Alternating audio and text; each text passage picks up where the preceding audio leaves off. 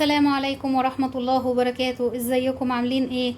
اخباركم ايه؟ يا رب نكون بخير، ويعني ان شاء الله احنا في نهاية رمضان والعيد على الابواب، كل سنة وانتم طيبين.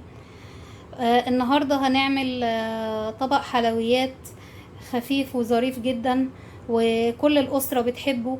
هنعمل زلابية او لقمة القاضي او عوامة، ليها كذا اسم، والكذا اسم انا ذكرتهم.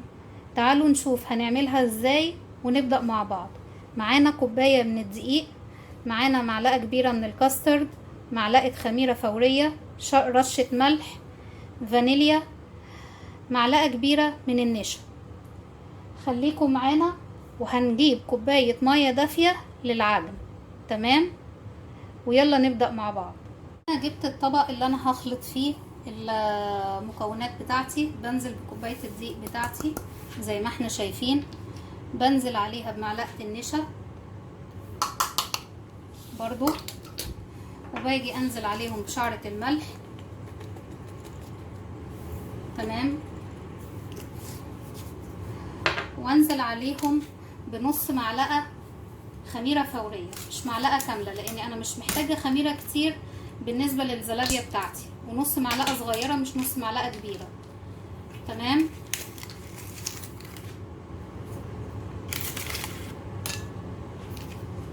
انزل عليهم بمعلقة الكاسترد،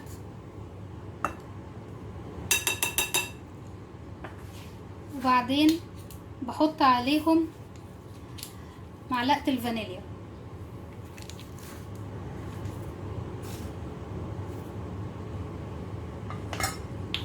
واجيب المية الدافية بتاعتي وابدأ انزل واحدة واحدة زي ما هنشوف كده. قبل ما انزل المية الدافية بتاعتي يعني بقلب المكونات عشان تتجانس زي ما احنا شايفين كده بالظبط بالمضرب السلك، تقليبة خفيفة. خلاص هي تجانست، وانا جهزت كوباية المية الدافية بتاعتي، ببدأ انزل بيها واحدة واحدة واقلب.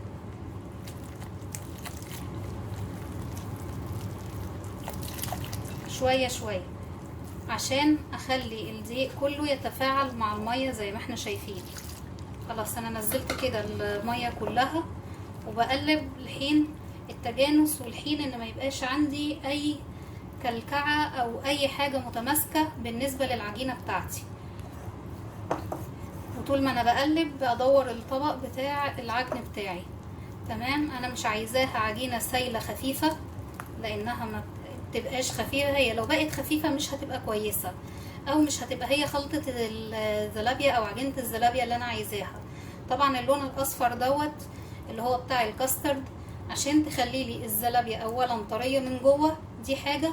تاني حاجة عشان تديني اللون الذهبي في التحمير، ما تحمرش مني ويبقى ليها لون بني، ممكن غامق ممكن فاتح. انا مش عايزة ادخل في اللون البني ده. تمام، انا كده قلبتها كويس جدا ومش شايفة ان في اي كلكعة عندي بالنسبة للعجينة. بغطيها واسيبها ساعة في التخمير. خليكم معايا هنا يا حبايبي. انا رجعت لكم بعد ساعة بالظبط من تخمير الزلابية، وما شاء الله زي الفل اهي. بكشف الغطا عنها، خمرت وبقت تمام جدا.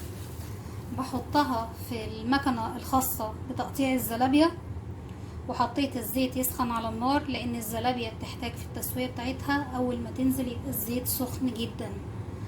لو الزيت بارد ما بتنفش، بتبوظ، بيحصل حاجة غلط، تبقى في حاجة مش مظبوطة. خليكم معايا. باجي هنا معاكم ببدأ انزل الزلابية بتاعتي على طول.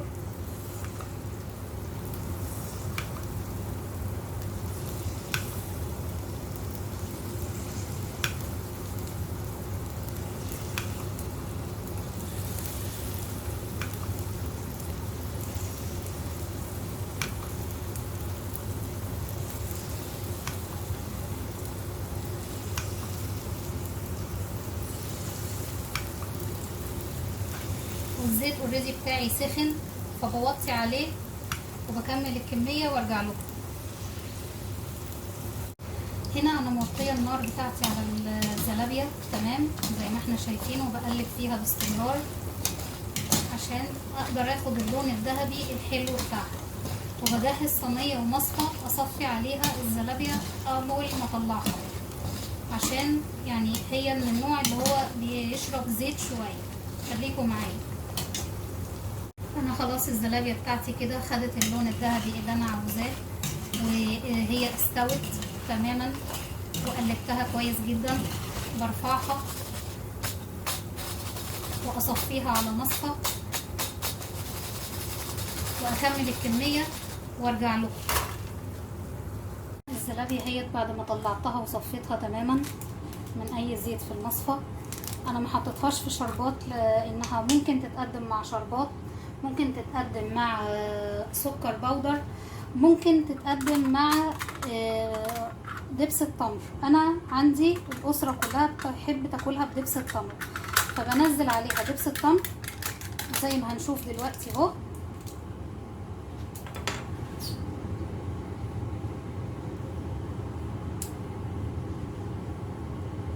بالظبط كده.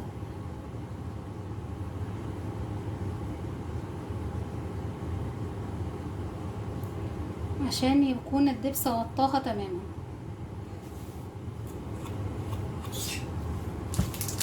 وبحط لها اللي هي اشواكة الاكل،